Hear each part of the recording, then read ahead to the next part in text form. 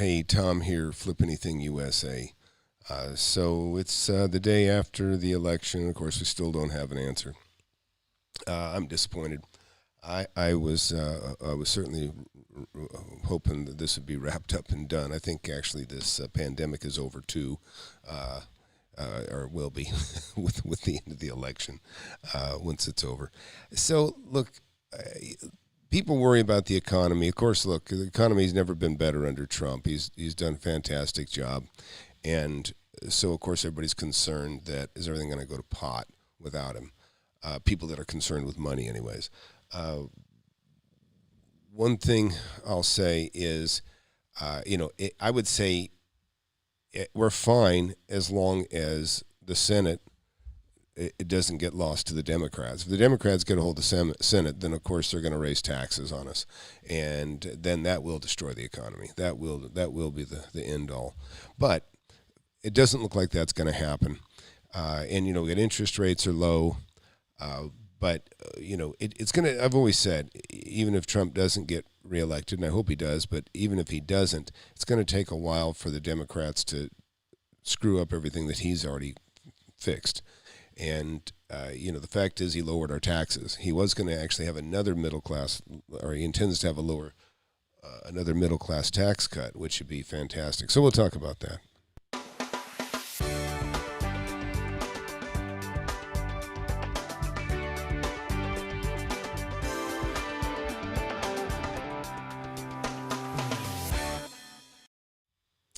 So, and I'm in the midst of an escrow right now. I've got a couple. And, I mean, the one I'm not too worried about. Like I say, no matter who gets in, it takes a while to screw things up. It takes a while to raise taxes and that sort of thing. Well, right now we've got the majority in the Senate. It doesn't look like we're going to lose that. And I haven't given up hope that Trump's going to beat this thing out, too. It's just so damn dirty. They changed the rules, in just the last month or two.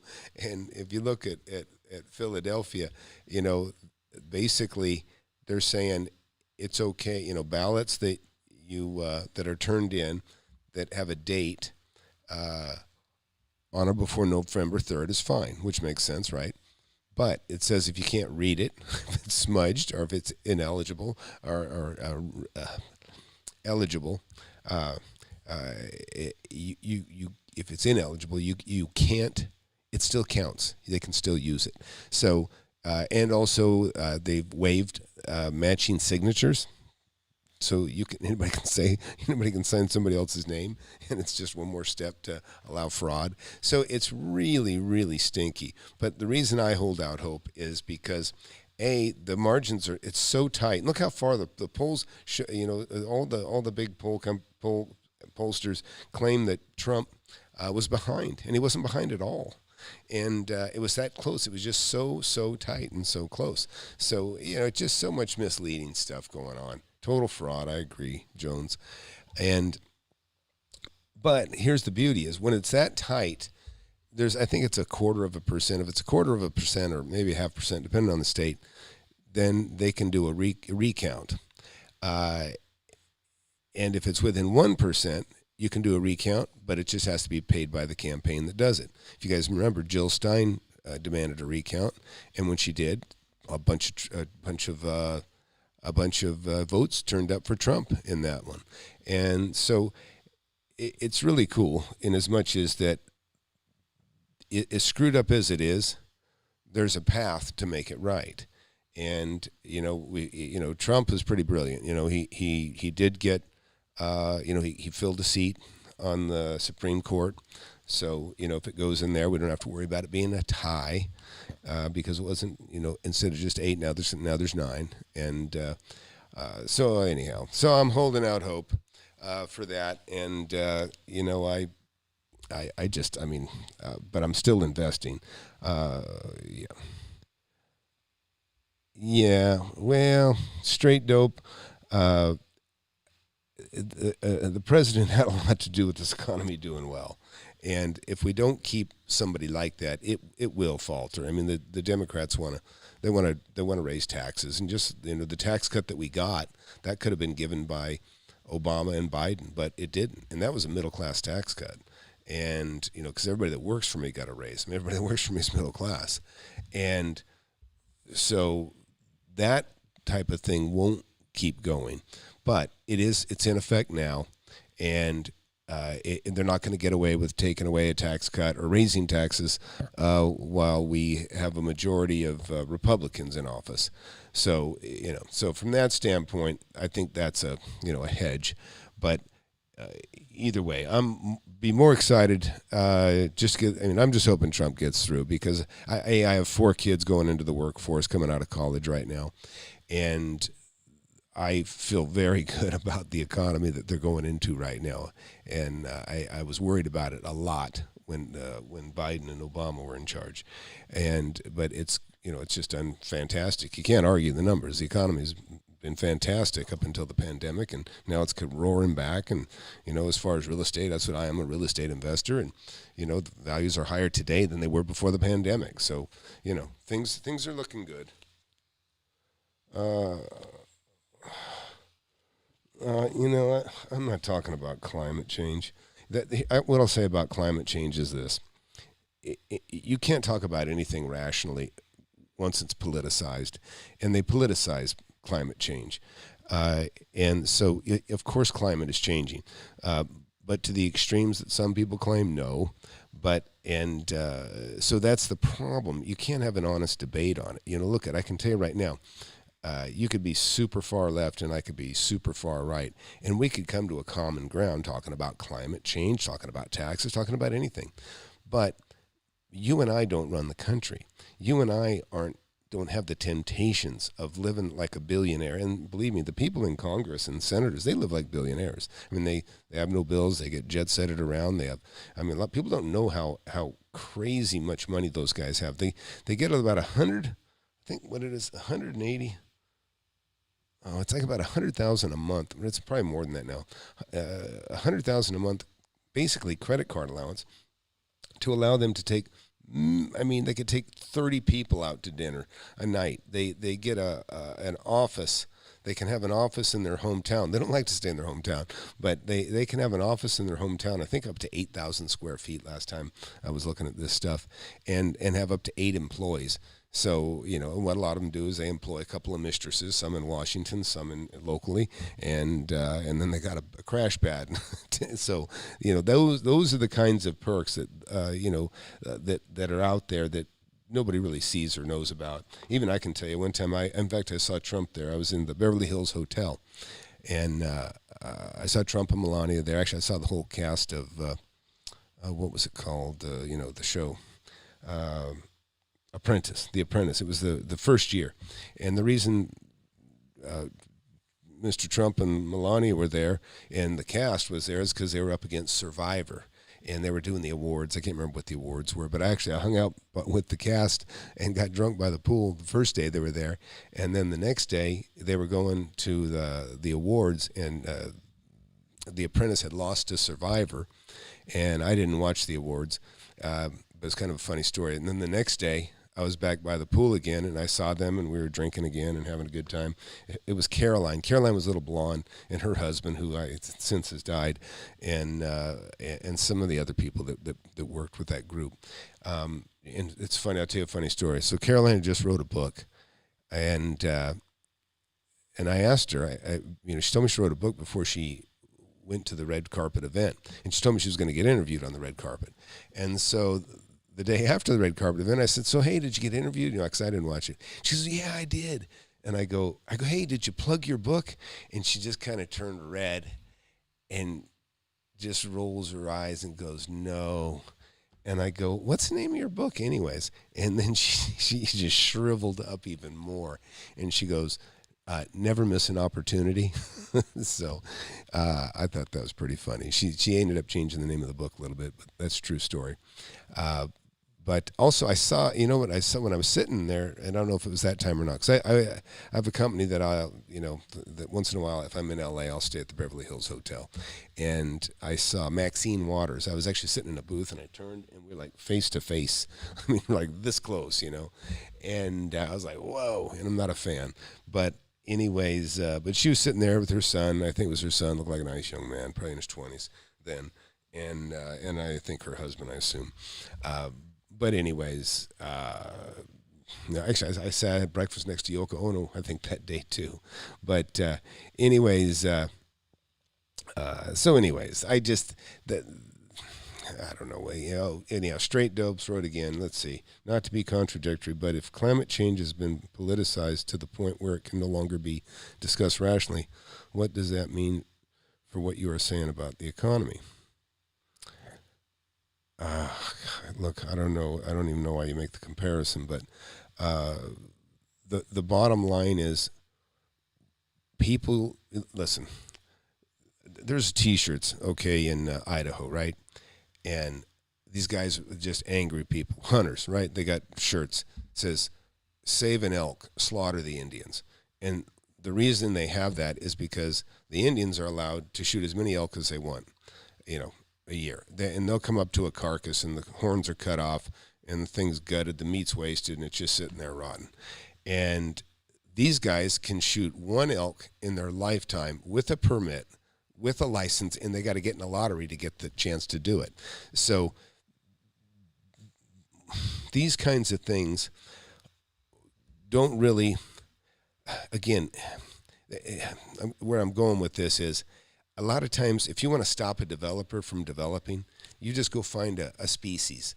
Just claim that there's a bird that is nesting that is in danger, and you just set everything on hold for a couple of years, okay, if you got the budget. So in other words, you can politicize, you can manipulate in the most nastiest of ways, and you can claim, you can't do that because it'll cause climate change. You can't, you gotta, like, I'll give you an example. A buddy of mine has a big underground utility company, a lot of big equipment and stuff. Well, so he buys a $150,000 backhoe or tractor, even bigger equipment.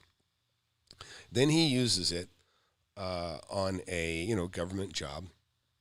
Well, then the next year, he can't have that piece of equipment on the job unless it's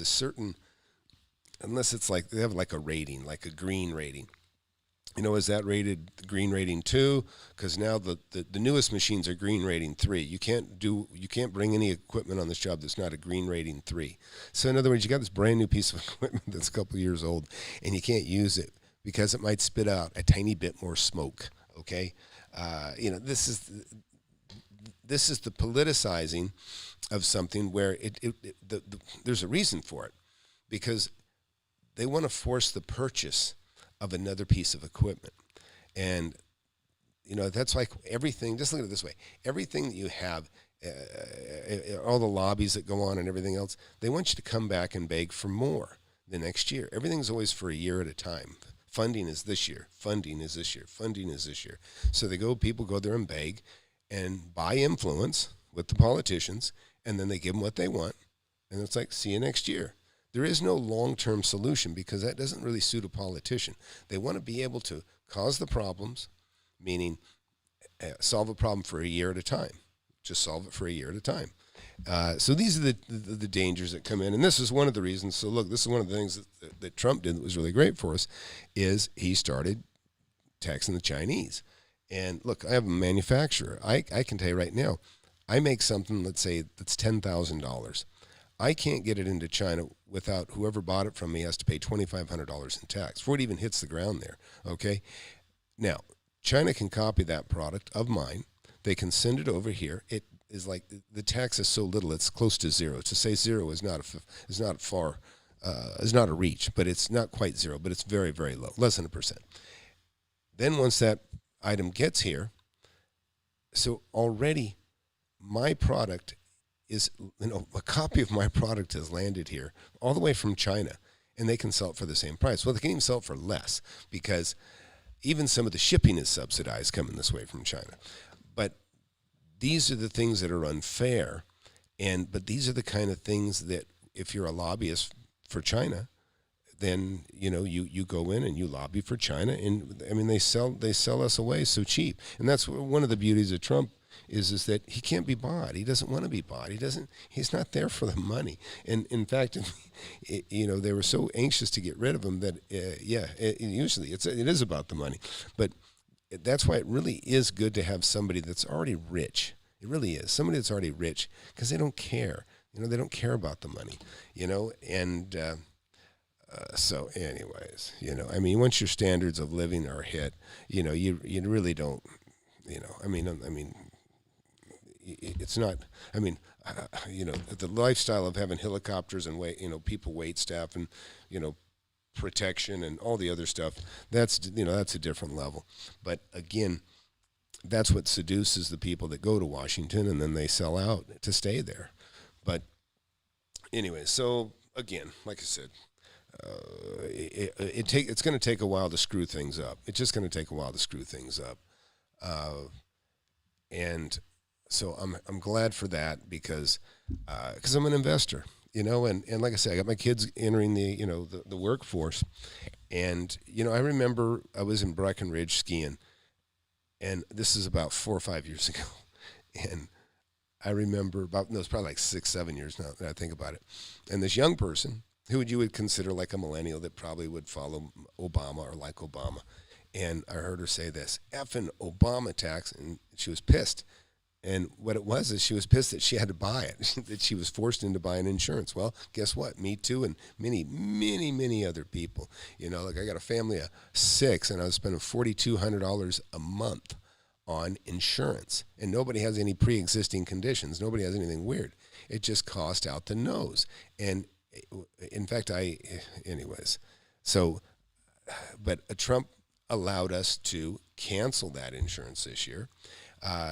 And so we're not forced to buy insurance. And a lot of people don't realize this, but, there was a big deal made with when Obama was in power with the pharmaceutical companies that allowed them basically to get away with charging a bunch for pharmaceuticals.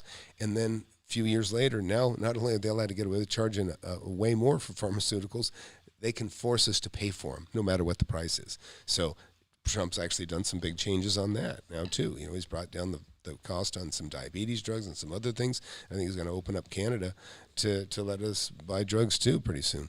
But really what I got on here to talk about is, and I don't want to get off because this is, it's not over yet. Number one, the election by any means. And I'm thankful for that. So that's going to be really a nice exercise to go through in a way. I'm going to like to see it. But but in regard to, housing crashing, the interest rates are low. It's a fantastic time to get into real estate. And be sure to get my book. If you don't have my book, get my book. And don't accuse me of making a lot of money on my book. Books are peanuts. That book's $9, okay? And I get a fraction of that, okay? It's nothing. But what I was going to say is there's no better path to making money than real estate. I don't know any, and really, I don't care who you are, what color you are.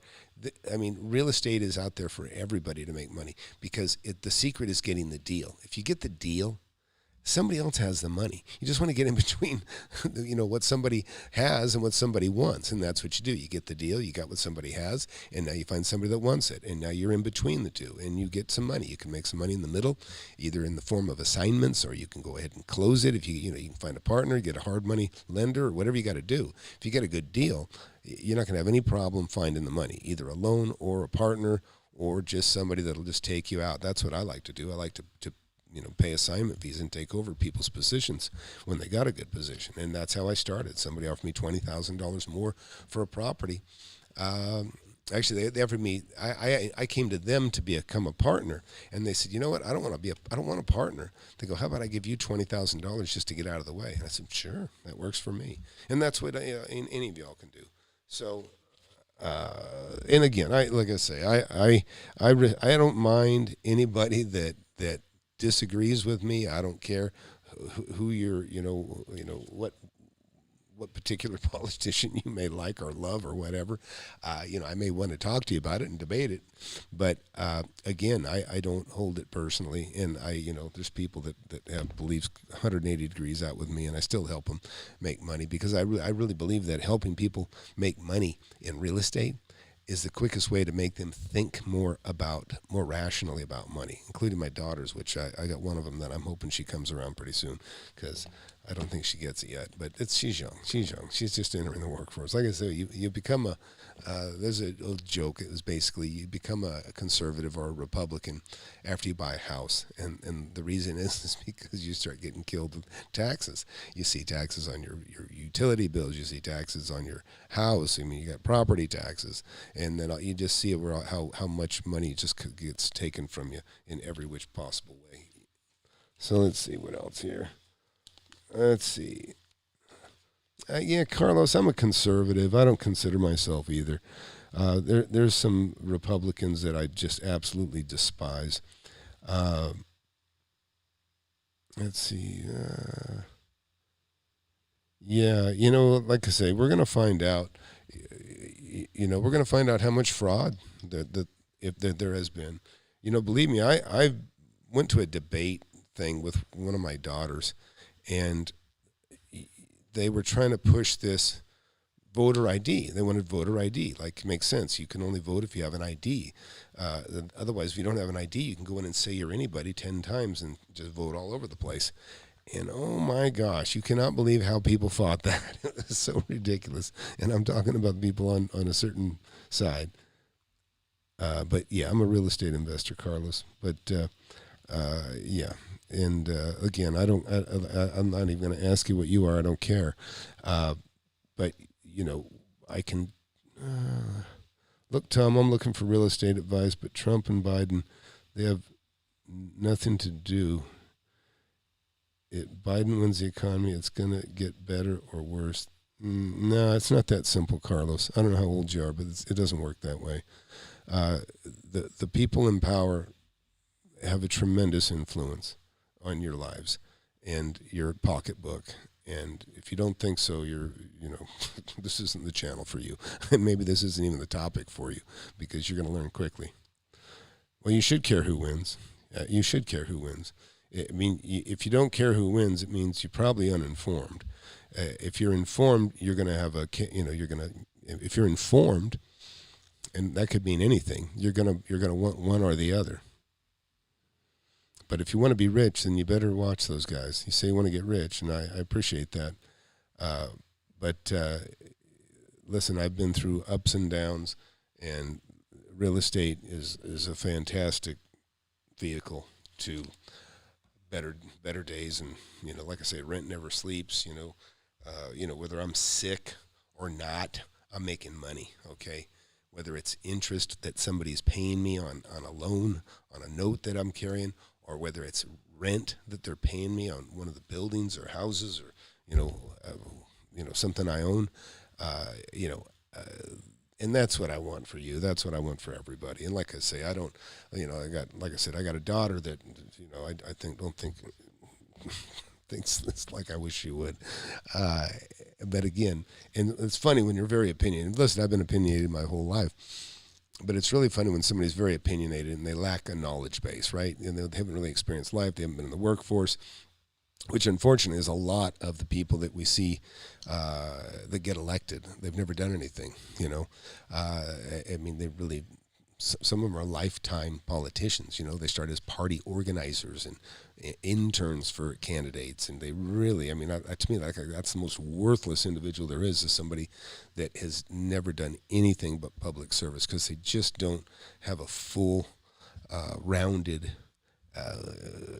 experience in life. It's not everybody, you don't have to have everything, but it's good to have had a job, and it's good to have made a payroll if you're self-employed. There's a lot of things that if you can't relate to people if you haven't been in their shoes. So it really is good to, like me, I've started poor. I was on welfare. I was a kid that got free lunches in school. I got hand-me-downs. I had what we called floodwater pants. I remember a kid making fun of me, and my feelings were so hurt when I was a kid because I had what we called high water pants. So, something I was given probably from Goodwill or whatever I got. And so, it was cool to have bell bottoms, okay? It was just coming out of the bell bottom phase. So you'd have pants that were almost dragging on the floor that were big and belled at the bottom. Well, my ankles are showing, and I had crappy socks. And I think my mom was not the best at laundry. She'd throw everything in the in the washing machine at once. So I had a handful of yellow socks, and of course I'm wearing one yellow sock, one white sock, and some kid said, "Hey, look, McKay peed down his leg," and I was like, "Oh God," it was mortifying. And those are the kind of things that happen when you're poor. And I remember camp. Oh my God, camp! Everybody go to camp, but me, I didn't go to camp. None of it, And when I was a kid, I laughed because my kids, when my parents said they were going to Hawaii, we never thought for a sec. When they said, "Hey, we're doing a Hawaiian vacation," we never thought for a second it included us, and it didn't. They went to Hawaii without us, and because it's a big expense. I've taken my kids to Hawaii so many times that I still get teased about this by some friends of my family. Their kids were in the room, and my kids were in the room, and somebody asked me, said, "Hey, Tom, what are you guys going to do for vacation this year or this summer?" And I go, we're going to go to Hawaii, I think. And my kids said, "Not again." And the other two kids that overheard them just looked at each other like, "What?" But that's how much I've been taking my kids to so many beautiful beaches, and that they could care less about the beach. They just don't care. They've been there so much. And they're just, I don't want to say they're spoiled, but they're certainly sick of the beach. Yeah, high water pants and may pop shoes for growing up. Yeah, that's funny, Tom. You know what I'm talking about, I guess. Let's see. Do you think the country will get shut down again? I mean, it doesn't really get shut down. If you're talking about, they over the funding, listen, these guys, Republicans and Democrats together, they're really just one party. It's a dinner party. They're putting on a show for you most of the time. You know what a monopoly is, right? A monopoly, one person runs everything. Well, they're a duopoly. Those two, they each get half the U.S. basically. They get half the country, and it's kind of an agreed deal. And just that swing voter, just a small percentage of people in the middle, really 47% of the people always vote Republican, 47% roughly always vote Democrat. It's those 6% in between that tip the election. You just got to get 4 out of the 6, and then you win. And so it's always fighting for the swing voter, and the way you do that is you fall to the middle and not be too extreme right, or you don't go too crazy left. Otherwise, you lose the middle. So they always go to the middle to get elected, and then they go off into their, they go more the other way. But for the most part, the problem with what we have with Congress is that they derive their power in holding the money and giving the money away. And every year people come, that's why it's filled with lobbyists. They go there, they're paid to, your lobbyist is hired by somebody else to go there to gain favor, and that's how it works. And they gain power and gain donations. It's like, Hillary Clinton, that was the worst ever when she was she secretary? What was it? God, I forgot her title at the moment. But so you've got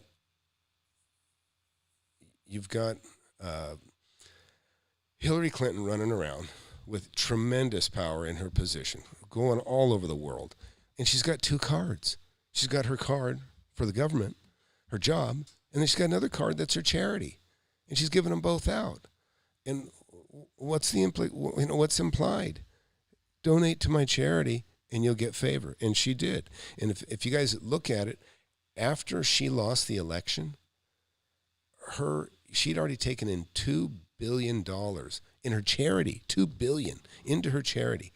And all the funds dried up. They stopped. They closed the doors on that charity. They had 17 people working in a building. They were all gone within months after that. And it was because she no more had her influence. So it wasn't a legitimate charity, right? Otherwise it would have continued. And, and that was the saddest thing, because really what that charity did was it just paid for her jet to fly her around when she was running for election. Yeah, duopoly. Yeah. There's a fantastic video. Man, I wonder if I can find that. Maybe let me see if I can find that. That'd be a great one to play for you guys. Let me see. Yeah. Really, really duopoly.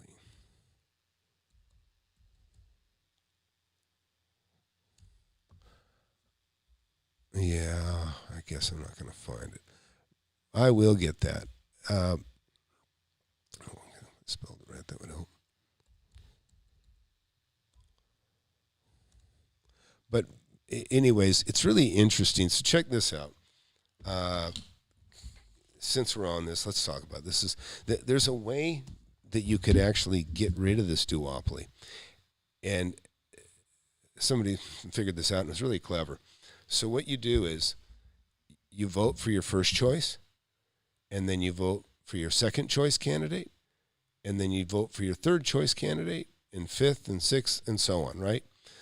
Then when they tally up those votes, the top three go in, okay? So now you're assured of a third candidate, right? A third party, because you got your Republican, you got your Democrat. They're always going to be the top two. But you've got a choice between, say, 5 or 6. But now you've got your first, second, and third choices. So now it's down to those three. Then those three run against each other. And now this guy, the third party, has got a chance. So it's a wonderful way to whittle it down and have 3 people in the race. Yeah, nobody's won yet. But I personally think Trump's won. But I don't know whether he's going to get credit for it. Do you think real estate prices will normalize or stay steady now that the thing is there's been so much, all this rioting at this the mask and the pandemic, all that's been so overplayed.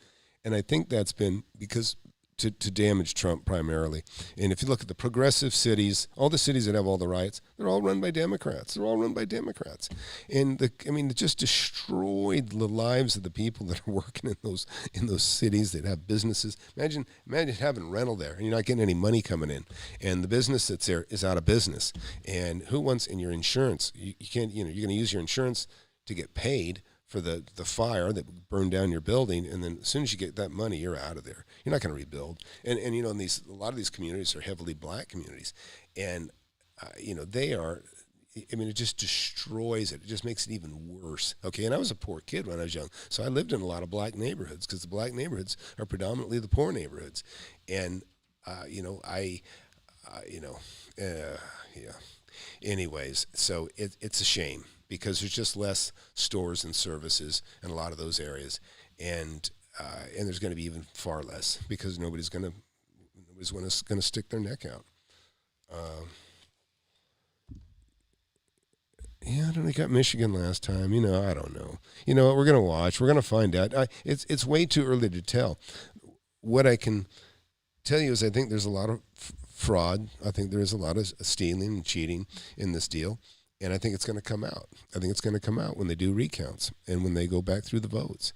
And like I said, it's just there's just so much stinky stuff. If you look into it, there's just so much stinky stuff going on. But let's see. Do you think real estate price will normalize? Yeah, look, they're already good right now. If you get concerned, you want to do what you got to do. But I'm closing the deal this week, and I'm going to do a really nice video, by the way. So I've got about 4 houses right now that I'm fixing up and putting on the market, and I'm going to have a 5th. This one right now that I'm buying right now. And I think this one, I'm going to just do a start to finish video that just shows you guys basically what to do. This is going to be like just a checklist. The order, have the dumpster on the property, scrape the popcorn off the ceilings, just then smooth out the walls, retexture, paint, then rip out all the floors, and then bring in the new flooring, and maybe tile the bathrooms, and just turn this thing around really quick and sell it. I think I might just going to turn it around quickly. Anyhow, it'll be an exercise just to show you, how I generally do things when I fix property up to sell it. And it'll be a good one. And I'm anxious. I've already ordered the dumpster yesterday. They're going to deliver that tomorrow. And you guys know I take care of my mom. My mom has dementia, and I actually got to go visit her lawyer here in about 15 minutes. So I got to cut it here pretty quick. Melvin, I've got over 120,000, I'm not sure, 120, maybe 130,000 square feet of rentals that that I always have that, and then I probably have 25% of that's out there to be turned, houses primarily, and I'm actually looking at.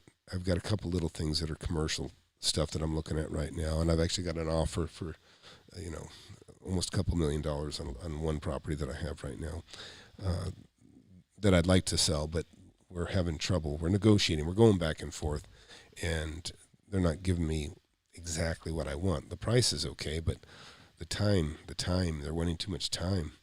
So anyways, yeah, guys. So look, I gotta go go take care of Mom. But so look, yeah, please don't be offended. We can have different, listen, we can have completely different beliefs, right?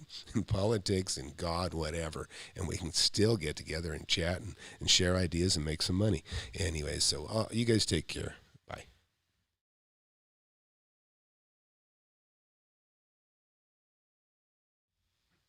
Oh, well, for whatever reason, I guess I lost my...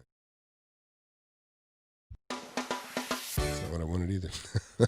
Hey, be sure to share and subscribe and like the videos if you would. That helps. And I'll see you guys later.